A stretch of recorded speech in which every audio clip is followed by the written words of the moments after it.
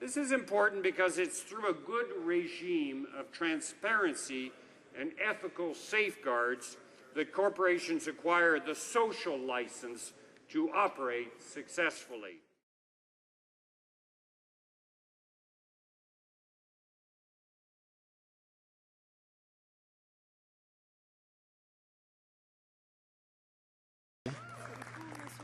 Thank you very much, Mr. Speaker. It is a great pleasure for me to start the first hour of this debate on Bill C-584 that deals with corporate social responsibility inherent of the activities of Canadian extractive corporations in developing countries. We have a unique opportunity today to take our responsibilities as individuals and as a country. In Canada, some 75% of extractive industries, corporations, are actually registered here. We need to make sure to uphold human rights and environmental standards abroad. We're talking here about something very concrete, about people who are having their rights violated, the environment that is being undermined without any consultation. The companies have understood two important things.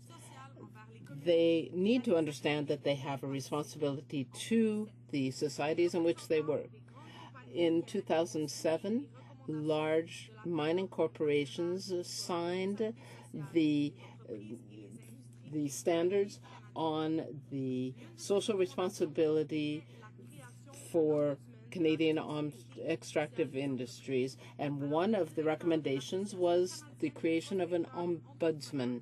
The Canadian Society of Mining and Prospectors, the Talisman, as well as the current president and head of the Canadian Mining Association, all signed those recommendations and took part in the report's drafting. The second aspect is that companies must recognize that information is increasingly available. People are increasingly aware of what is going on, and so corporations have to pay attention to this.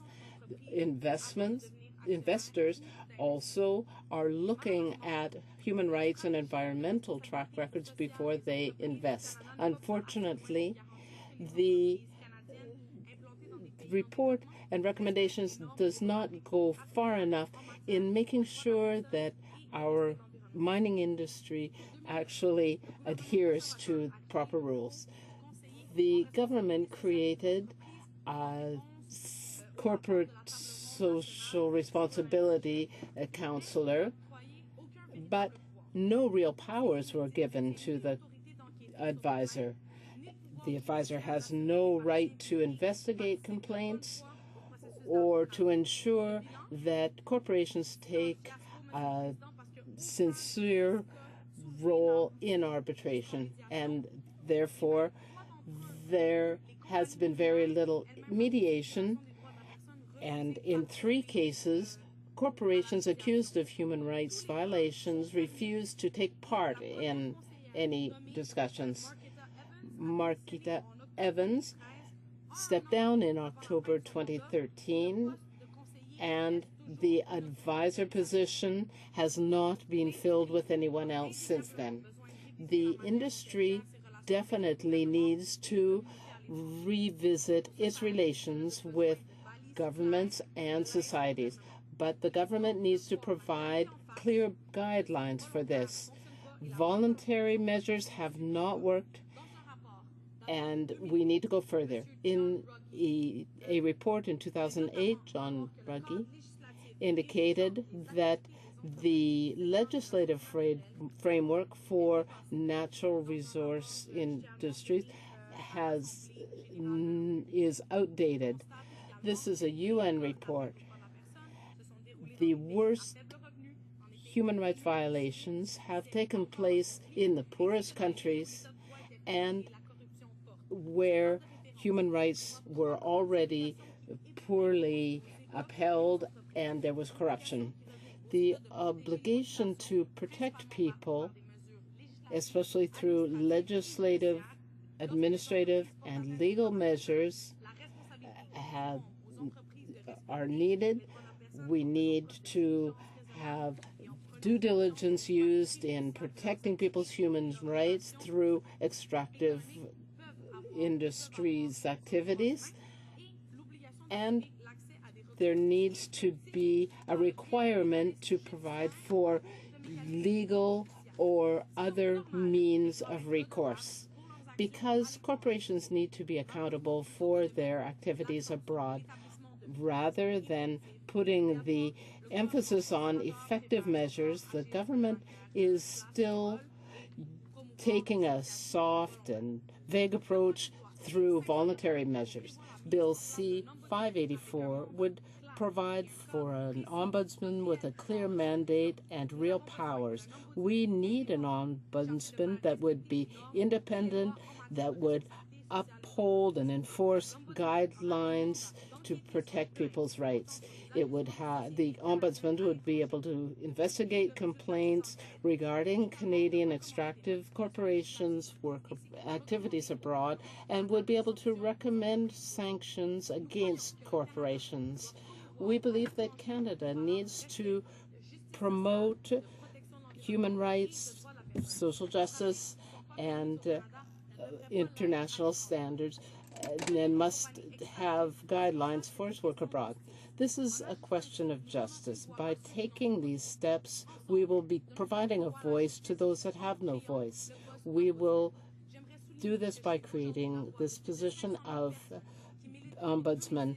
Over 500,000 people have been calling for this, the creation of an ombudsman with clear powers. I would like to pay tribute to the power of an organization to calling for more accountability, as well as faith organizations and unions across the country who have been calling for an ombudsman for a number of years. I think that there is a clear message being sent by NGOs and unions.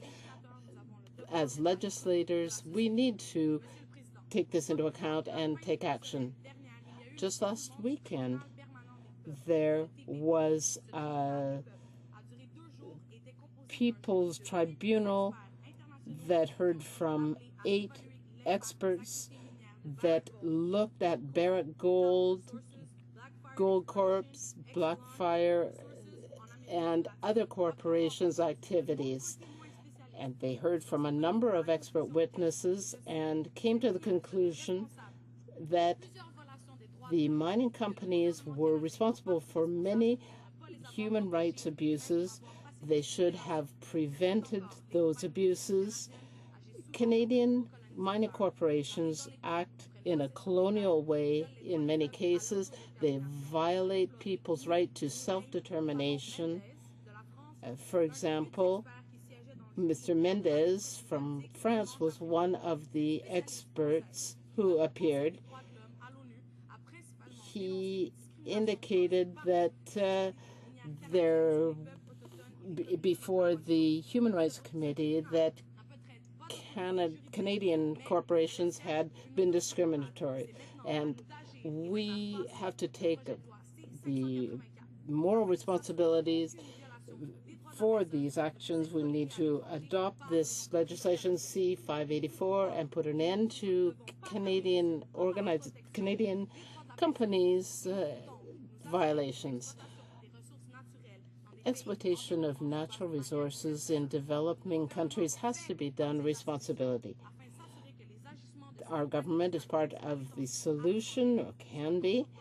We need to make sure that the rights and standards are upheld in the international community. Canada's reputation has been tainted too often. We know that there has been an increase in social tension in many cases, an increase in violence. Human Rights Watch has indicated that Barrick Gold, which is one of the largest gold producers in the world, has been guilty of many offenses. Talisman, based in Calgary, is still exploring in the Amazonian jungle in Brazil, but not adhering to human rights rules. We need to have Indigenous people give their informed consent for these activities. If we are still hesitant to act, I can refer you to the 4th report of the Standing Committee on Foreign Affairs. That committee has heard from a number of witnesses that have talked about extractive industries based in Canada that have allowed violations in countries like Congo and other countries. We've heard from witnesses that talked also about the situation in Philippines and other developing countries. Those hearings showed that mining activities in various developing countries have had a negative impact on local people, especially where the economic and social well-being of local people had not been taken into account. It is of great concern to see that Canada has not yet passed legislation to promote social responsibility. We need to uphold workers' rights, the rights of Indigenous people, and human rights in general. I hope that these issues will not be dealt with in a partisan way.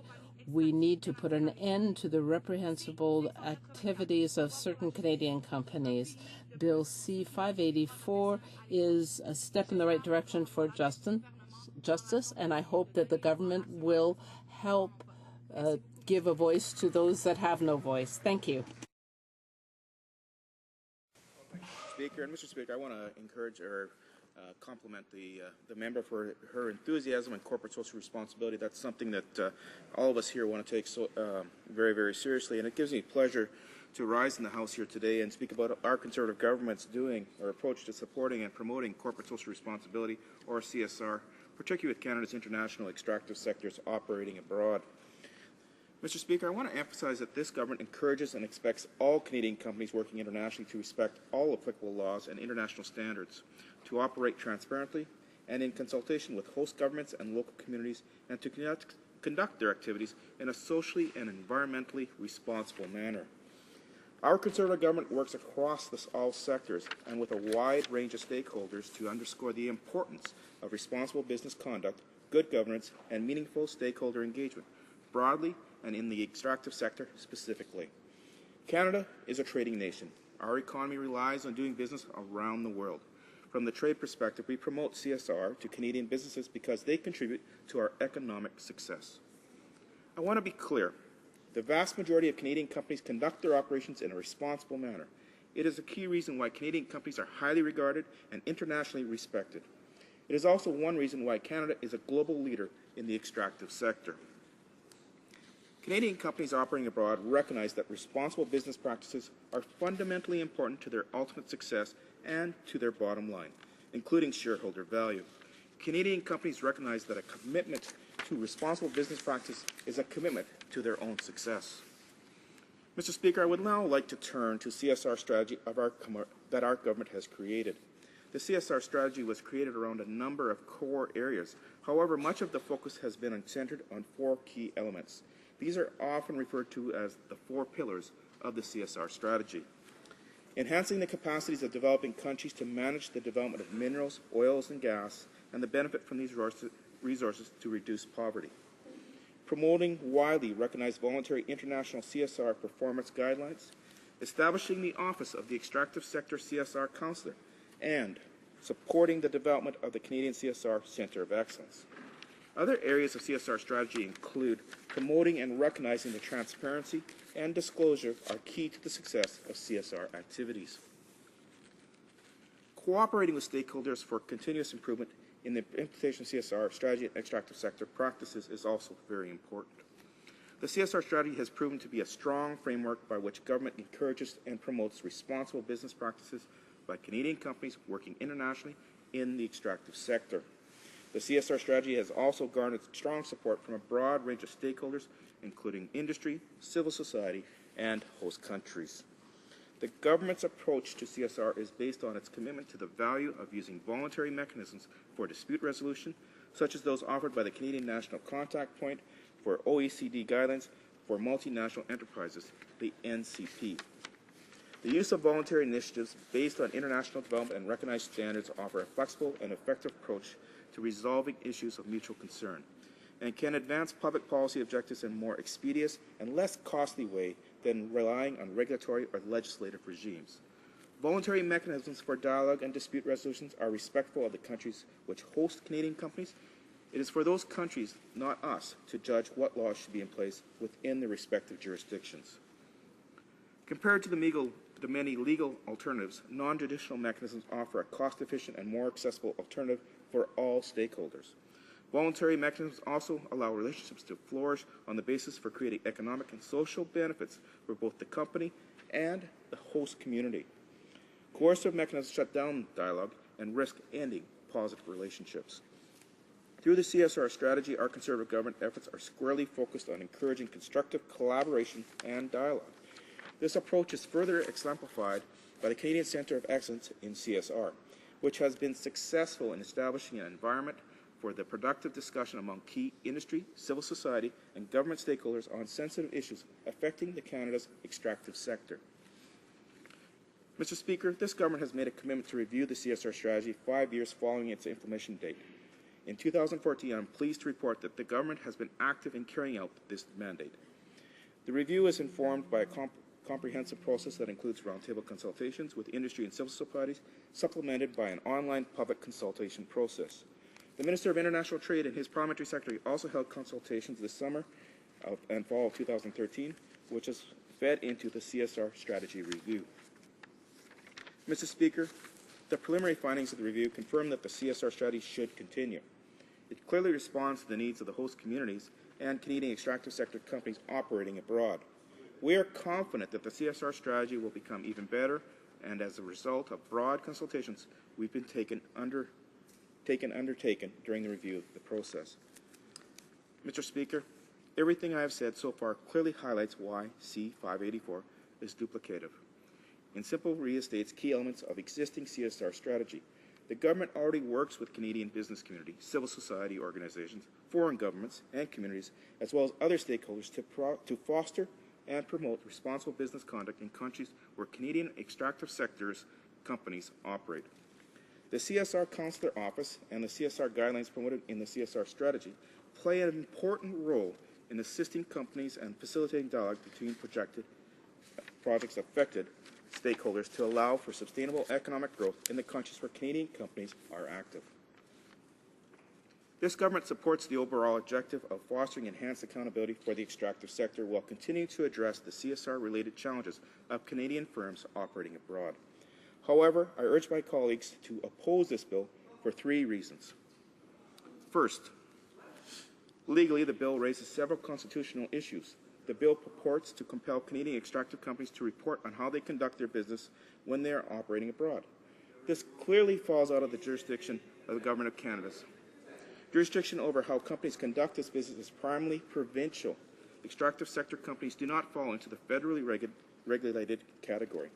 Even for federally incorporated companies, the federal government lacks the jurisdiction to legislate the commercial activities of these companies overseas. As a result, it is likely that any legal action challenging the constitution of the bill would be successful. Second, Bill C-584 duplicates the key elements of Canada's existing CSR strategy, which already articulates how the government provides tools and information to assist Canadian extractive sector companies, enhancing their ability to manage social and environment risks abroad. Mr. Speaker, as mentioned earlier, much of the guidance and undertakings recommended in Bill are currently provided by Canada's NCP for the OECD guidelines for multinational enterprises. Third, the CSR strategy is currently being reviewed. It is therefore premature to put forward this bill when concerns that have been prompted into introduction may be addressed following the completion of the CSR strategy review. For these reasons, I ask all honourable members to vote against this bill, which is legally unenforceable, duplicative, and whose consideration is clearly premature with the ongoing CSR review process. Mr. Speaker, I've had the privilege of traveling into Central and South America with both different committees, and I have had the privilege to see some of the different mining companies operate, Canadian mining companies operate, and it's proud to see how they take CSR so important. In fact, in Peru, Mr. Speaker, it's really interesting. When you look at Canadian mining or extractive industries there, they're so highly regarded that other countries are hiring Canadians to help set up and establish their mines because we know how to do it. Mr. Speaker, I understand the enthusiasm that the member has for this type of legislation and her concerns and regards, but I let her rest assured that we're taking those concerns very seriously, and we're already working with many stakeholders to make sure that these CSR concerns are being addressed. Thank you, Mr. Speaker. And I welcome the opportunity to speak on the subject of Bill C-584, although I have to admit I'm disappointed with what I've just heard from the side of government, which seems to be suggesting that everything is just going along perfectly. There's no need to do very much. And in fact, if one looks at what they've been doing, they've been dragging their feet for a very long time. J'aimerais féliciter ma collègue. I would like to commend my colleague from La Pointe de l'Île for her initiative. I think that it is a step in the right direction, and the Liberal Party will be supporting this bill. Corporate Social Responsibility of Extractive Corporations Outside Canada Act. I'd like to begin by thanking the large number of my constituents who wrote to me about this bill and about their concerns about the activities of Canadian mining companies in foreign countries. We wouldn't be hearing from them if everything was going along perfectly.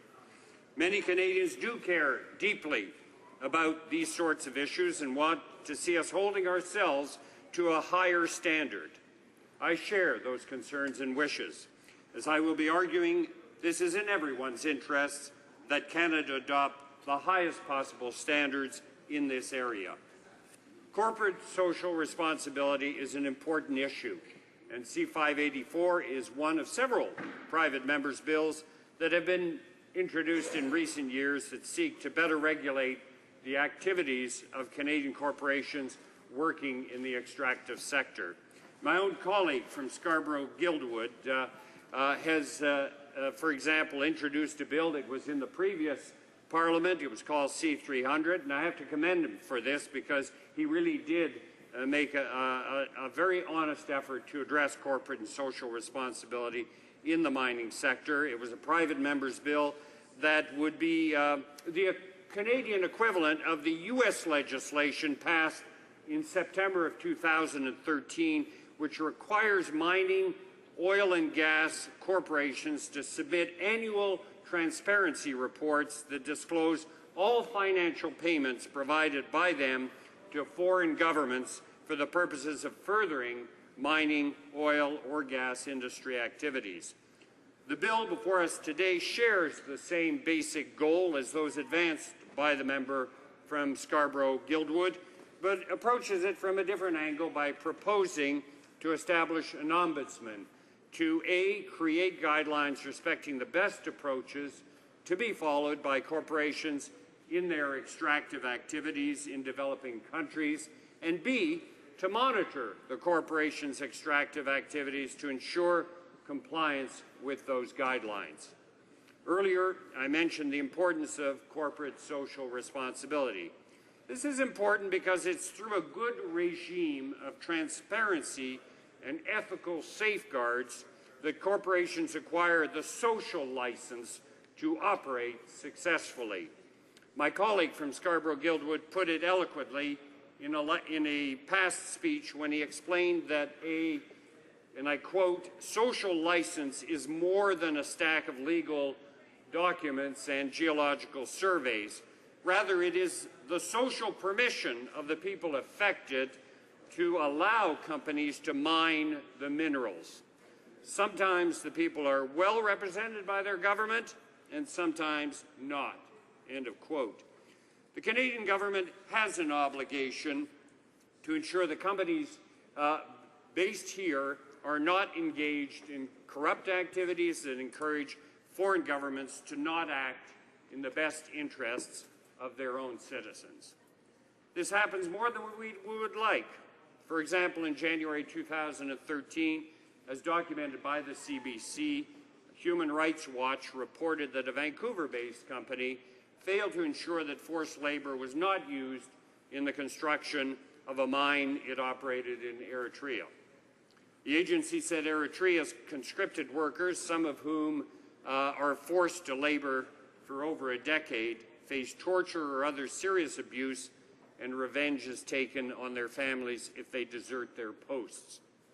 Sadly, there are other similar examples from all over the developing world of corporations failing to live up to the ethical standards they need to adhere to.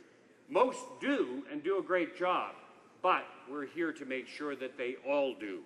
A failure to respect the human rights of workers and residents in areas affected by mining operations can lead to social instability and failed states. We all end up paying the price when this happens. Now, in the example I just cited, there is some evidence that the Canadian company tried to address the problem on its own, but evidently whatever action it did take was insufficient to prevent these abuses from occurring. This is bad for Eritreans, it's bad for Canada's global reputation, and it's also bad for the mining company itself, which was subjected to considerable criticism.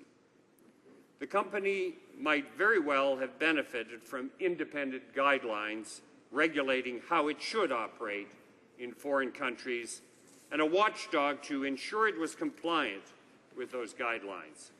In fact, there is already a broad consensus amongst civil society, NGOs, industry, and some governments that there has to be something done about the problem of unreported payments and corruption involved in a variety of enterprises, particularly involving the extractive sector, and that we need to have increased transparency in order to curb corruption. The government claims that it shares this goal, yet I note that it failed to support the bill from my colleague from Scarborough-Guildwood that would have brought Canadian regulations up to par with American and EU standards. I suspect a similar fate, based on what my Conservative colleague just said, will befall this bill that is presented by the member from La Pointe de l'Île. I hope I'm wrong.